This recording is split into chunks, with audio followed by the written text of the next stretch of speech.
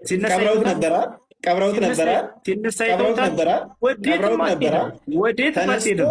ይኸው ተነስቷል፣ ጎኔን የተወጋሁትን እያለው ለአንብብልህ አዳም በዚህ ኢየሱስ ክርስቶስ አምላክ እንዳለው አስተምሯል አላስተማርም? አምላክ ኢየሱስ ክርስቶስ ኦኬ። ክርስቶስ በስጋ እንደመገለጡ ቅድመ ተዋህዶን ለመጠቆም አምላክ የሚል ንግግሮች አሉ በቅዱስ ጳውሎስ መልእክታቱም ላይ። አዳምጥ የተጠየቀውን መልሰህ ቅድም እኔ ማብራሪያ ልስጥህ ስለው ጊዜ አይቻልም፣ መልሱን ነው የምፈልገው ስትል ናዳም ቅድመ ተዋህዶን ለመጠቆም ወደ አምላክና ወደ አምላክ እንዳለው አውቀህ አዳም ተረጋ በል። ጥያቄ አትቀበልም? እየተቀበልኩ ነው። አይዞህ አምላክ ኢየሱስ ክርስቶስ አዳም በራስህ ውይይታችን ምንድን ነው? እሱ ውይይታችን እግዚአብሔር የነቢያት ማንን የሰበኩት የሚል ነው አንደኛ።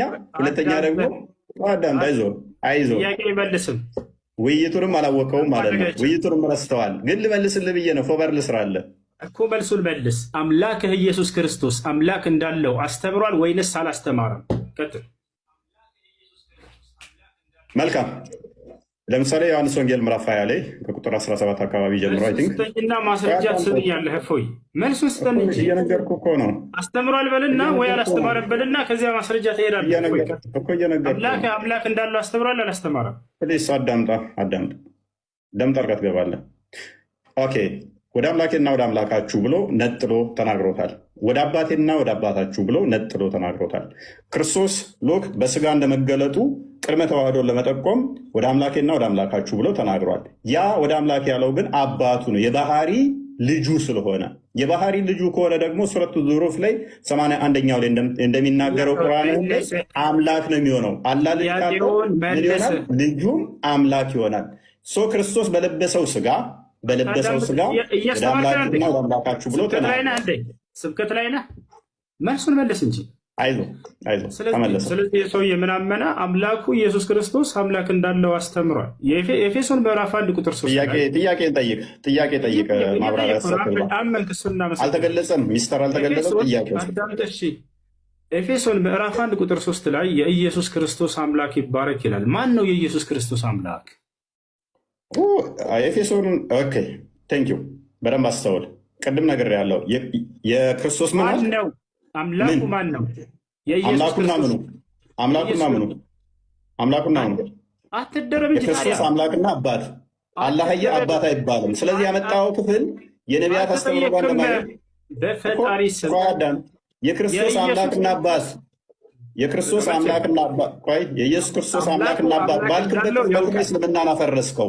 ቅድምን ብዬ ነግሬህ ነበረ። በስጋ በያዘር ስጋ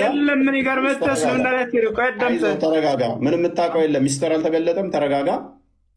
አንዳዳም የክርስቶስ አምላክና አባት ይባረክ ሲል እኮ አዳምጥ። ምላሽ ፈልግ።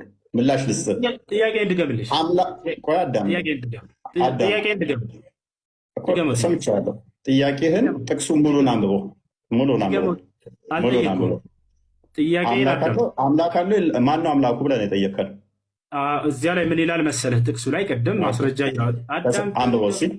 አንብበው ጥቅሱን። አዳም ተረጋ በል፣ ቀስ በል። የኢየሱስ ክርስቶስ አምላክ ይባረክ ይላል። ማን ነው ያ የኢየሱስ ክርስቶስ አምላክ? ክፍሉን አንብበው። እሱ ነው ጥያቄ። ክፍሉን አንብበው።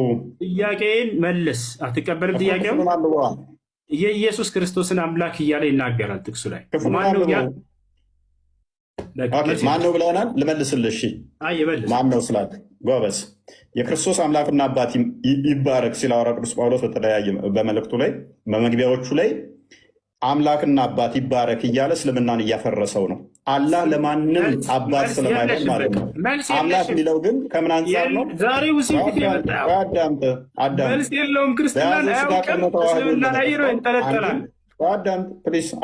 ይህ ሰውዬ ክርስትና ላይ መልስ የለውም። አያውቀውማ። ከየት ይመልስ? ምንም አታውቅም እኮ።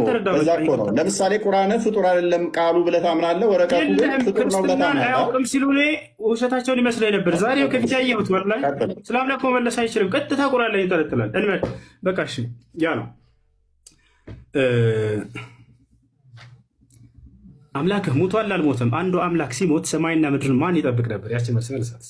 አምላክህ ሙቷል አልሞተም? መለኮት የሚሞት አይደለም። ለመለኮት መሄድ፣ መምጣት፣ መሞት፣ መራብ፣ መጠማት እነኚህ ሁሉ አይነገሩለትም። ስለዚህ ኢየሱስ ክርስቶስ አምላክ ሞቷል።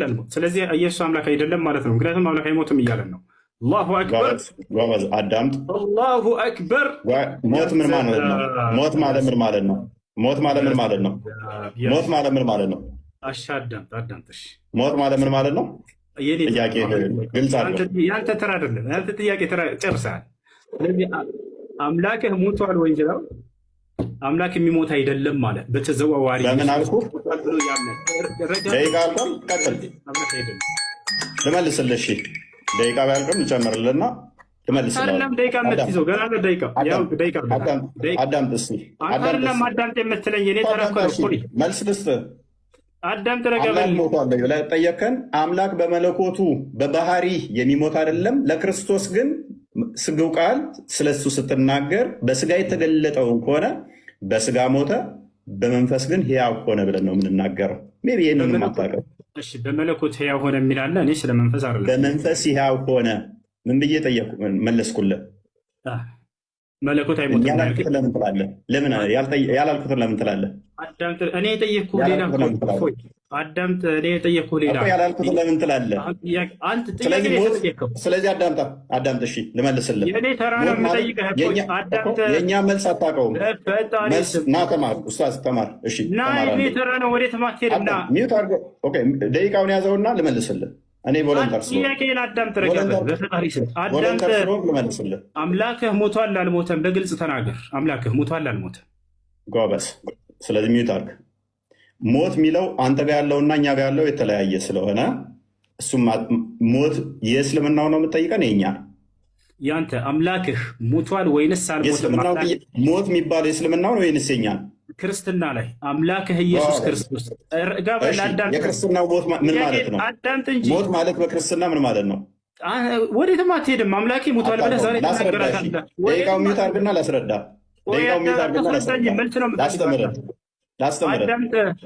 ላስተምርህ። ጥያቄው አትሽፎይ። አምላክህ ኢየሱስ ክርስቶስ ሞቷል ወይንስ አልሞተም? መልስ። በስጋ ሞተ በመንፈስ ሕያው ሆነ ብለን እናምናለን።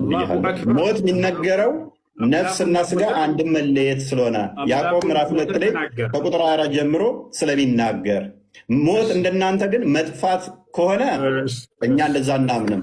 ስለዚህ ማን ያስተዳደር ነበር ምናምን መለኮት ለቅጽበት እንኳን መሞት ወይንም መለየት የለበትም ማለት ነው። ዮሐንስ ወንጌል ምዕራፍ 1 ላይ ቁጥር 18 ላይ በአብ እቅፍ እንዳለ ይናገረናል። ክርስቶስ በስጋ እንኳን ተገልጦ አንደኛ ቆሮንቶስ ምዕራፍ 15 ቁጥር 17 ላይ ክርስቶስም ካልተነሳ እምነታችሁ ከንቱ ናት፣ እስከ አሁን ድረስ በኃጢአት ላይ ናችሁ እያለ ይናገራል። አንደኛ ቆሮንቶስ ምዕራፍ 15 ቁጥር 14 ላይ ክርስቶስም ካልተነሳ እንግዲያስ ስብከታችን ከንቱ ነው፣ እምነታችሁም ደግሞ ከንቱ ነው ይላል። የክርስትናን እምነት ከንቱ መሆንና ለመሆን መሰረት ያደረገው የክርስቶስ መነሳት ላይ ነው፣ ትንሣኤ ላይ ነውና ኢየሱስ ክርስቶስ ከሙታን ሲነሳ ያየው አንድ የሐዋርያ ምስክር አለ ወይንስ የለም? ኦኬ፣ እዛው የጠቀስከው ምዕራፍ ላይ ሜይ ቢ አንደኛ ቆሮንቶስ ምዕራፍ 15 ነው የጠቀስከው። እዛው የጠቀስከው ምዕራፍ ላይ ከቁጥር 1 ጀምረህ አላነበብከውም ወንድማችን። መጽሐፍ እንድታነብልኝ አይደለም አትረብሽ። መጽሐፍ እንድታነብልኝ መጽሐፍ ላይ ምስክር ልሰጥህ እኮ ነው፣ ላነብልህ ነው። ጥያቄውን መልስና ማስረጃ ከዚያ ታነሳለህ። እንደሱ እኮ ነው የሚደረገው። የኔ ደቂቃ ነው። የኔ ደቂቃ ነው። 11 ደቂቃውን ራሱ ጭማሪ ሰጥቻለሁ። የኔ ደቂቃ ነው። አዳምጠኝ። 11 ደቂቃ ደርሷል ጭማሪ። አዳምጠኝ። የኔ ደቂቃ ነው። የጠቀስከው ጥቅስ ቁጥር 1 ላይ አላነበብከውም ማለት ነው። አላህ ለምሳሌ ኢሳን አስመለጠው ሲባል ማንም ያየ የለም፣ ማንም ያየ የለም፣ አምልጧል ብሎ ያምናል። እኛ ግን ምን እናምናለን? ምስክር እንዳለ እዛው የጠቀስከው ምዕራፍ ላይ ልመታህ እኮ ነው። አንተ በጠቀስከው ምዕራፍ ላይ ሲጠየቅ ጊዜ አላህ ሙሐመድ የለም ያለው። አይ ኡስታዝ፣ እሱ ኤኒዌይስ ኮንክሉዥን እንስት እና ኢየሱስ ክርስቶስ ከሙታን ሲነሳ ያየው አንድ ሐዋርያ የለም። ዮሐንስ ወንጌል ምዕራፍ 20 ላይ አንድ በል። እዚሁ የጠቀስከው ምዕራፍ ላይም ሰጠው። አላህ ግን ኢሳን ሲያስመልጠው አንድም ማስረጃ ማምጣት አይቻልም። ኢሳን አስመልጠው ማስረጃ የለም። ለአንድ ስላልፈለግክ ነው። ኮንክሉዥን እንስ ይበቃል።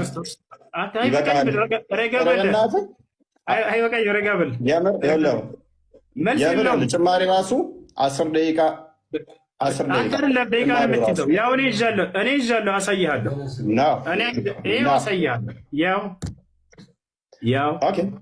ስንት ደቂቃ? 9 ደቂቃ 10 ደቂቃ እየሆነ ነው። አንተ ጥሩ ትቀልዳለህ። አንተ ኡስታዝ ይመችህ። ኢየሱስ ክርስቶስ ከሙታን ካልተነሳ ክርስትናችን ከንቱ ነው፣ ስብከታችን ከንቱ ነው፣ እምነታችንም ውሸት ነው ብሏል ጳውሎስ። ስለዚህ ክርስቶስ ከሙታን መነሳቱን ያየ አንድ የሐዋርያ ምስክር አለ ወይንስ የለም? እፎች መልሳት። እሺ ቆይ አዳምጣ አንዴ። ዮሐንስ ወንጌልን አላነበብኩም። አለ፣ በደንብ አለ። ማን ይባላል? ያ ሐዋርያ ከሙታን ሲነሳ ያየው እኮ። አዳምጣ ማስረጃ ስለተሰጠኛለህ። እፎይ ማን ይባላል? ያየው ሐዋርያ ከሙታን ሲነሳ። ማዳመጥ ማትፈልገው? ያው እያዳመጥኩ ነው። ጥያቄ መልስ። ማን ነው ያ ሐዋርያ ያየው? ልሰጠህ እኮ ነው። ስላዩትም እኮ ነው። እንደገና ቤታቸው ይገባል እኮ ጸሎት ሲያደርጉ። ከሙታን ሲነሳ ያየው አንድ ሐዋርያ ማን ይባላል? ማን ይባላል? ከሙታን ሲነሳ ያየው። ለምንድን ነው የማትረጋጋው? አዳምጥ በሚል ቃል አትደበቅ። ማን ይባላል? ከክርስቶስ ከሙታን ሲነሳ ያየው ሐዋርያ ማን ይባላል? ጎበዝ። እሺ አዳምጥ። እንደ ሞተ አምኗል። መነሳቱን አይተዋል አላዩም ነው ጥያቄው። አላልኩህም? ሲነሳ ያየው አንድ ሐዋርያ በቃ መልስ የለውም። ወላሂ መልስ የለውም። አይመልሰውም። እሱ አንተ አይደለም አይመልሰውም። ላንብብልህ። ስለዚህ ላንብብልህ አዳም። በዚያም ሰዓት ተነስተው ወደ ኢየሩሳሌም ተመልሱ፣ ከእርሱ ጋር ነበሩ። ጌታም በእውነት ተነስቷል፣ ለስምዖንም ታይቷል እያሉ በአንድነት ተሰብስበው አገኟቸው። ዮሐንስ ወንጌል ምዕራፍ 20ንም ከቁጥር 1 ጀምር አንብበው እነ ስምዖን እንዴት እንዳገኙ ከዛ በኋላም ደግሞ እንዴት እንደታየላቸው ተገልጿልና ቅድም የጠቀስከው ምዕራፍ ላይ በደንብ እዛው ያስቀምጠዋል። ና ክርስቶስ ከሙታን ሲነሳ ትንሣኤ ሲያደርግ ያየው ሐዋርያ ማን ይባላል? ስሙ አንድ ሐዋርያ ሜቢ አይሰማም እንደ ኡስታዙ ምን ሆነ ነው? በዚያን ሰዓት ተነስተው ወደ ኢየሩሳሌም ተመለሱ። 11ዱ ከእርሱ ጋር የነበሩትም ጌታ በእውነት ተነስቷል፣ ለስምዖንም ታይቷል። ኢየሱስ ክርስቶስ ከሙታን ሲነሳ ያየው ማን? ይሄን እየተናገረ ያለው መረዳት አትችልም እንዴ ኡስታዝ? መረዳት አትችልም? መልስ የለህም። ያን ሐዋርያ ስም መናገር አይችልም። ምክንያቱም ይህንንም ሲነጋገሩ ኢየሱስ ራሱ በመካከላቸው ቆሞ ሰላም ለእናንተ አላቸው። አየህ አይደለ? አንድ አሜት አድርጋ አሁን መልስ ደቂቃን አልጨረስክም። አሁን ደቂቃ ተረጋጋ። ያው እየቆጠረልህ ነው 11 ደቂቃ ደርሶናል። አሁንም እንደገና አስጀምሬልህ 7 ደቂቃ እየሄደልህ ነው። ክርስቶስ ከሙታን ካልተነሳማ ክርስትናችን ከንቱ ነው ብሏል ጳውሎስ። ማነው? እምነታችን ከንቱ ነው ብሏል። ስለዚህ ክርስቶስ ከሙታን ሲነሳ ያየው ሐዋርያ ማን ነው ብለው ይሄ ሰውዬ ስሙን ሊጠቅስ አልቻለም። ጥያቄ ጠይቅ። ማብራሪያ አይደለም ኡስታዝ፣ ማብራሪያ አልተጠየቅክም። አላህ ኢሳን ሲያስመልጠው ያየም የለም። ማን ነው በሱ ቦታ የተሰቀለው? ሚያቅ የለም። ኢሳ ተመልሶ ይመጣልም የሚል በቁርአን ውስጥ ሽታው የለም። ስለዚህ ሌም የሆነ አርጉመንት ዛትምጣ የለም አይደለም ሲነሳ ከመቃብር ሲነሳ ሲያርግ እንኳን ሐዋርያት ሥራ ምዕራፍ 1 ላይ ቁጥር 11 ላይ አይተውታል። እንዲህ ወደ ሰማይ ሲወጣ እንዳያችሁት ተመልሶ ይመጣል ብለው ተናግረዋል። ሲነሳ ግን አላየሁትም። እሱ እኮ ነው የሚያሳዝነው። ወላሂ ሲነሳ ደግሞ ከተነሳ በኋላ ነው። አየህ፣ ሲነሳ ግን አላየሁትም አይደል? ይሄን ተማርኩ።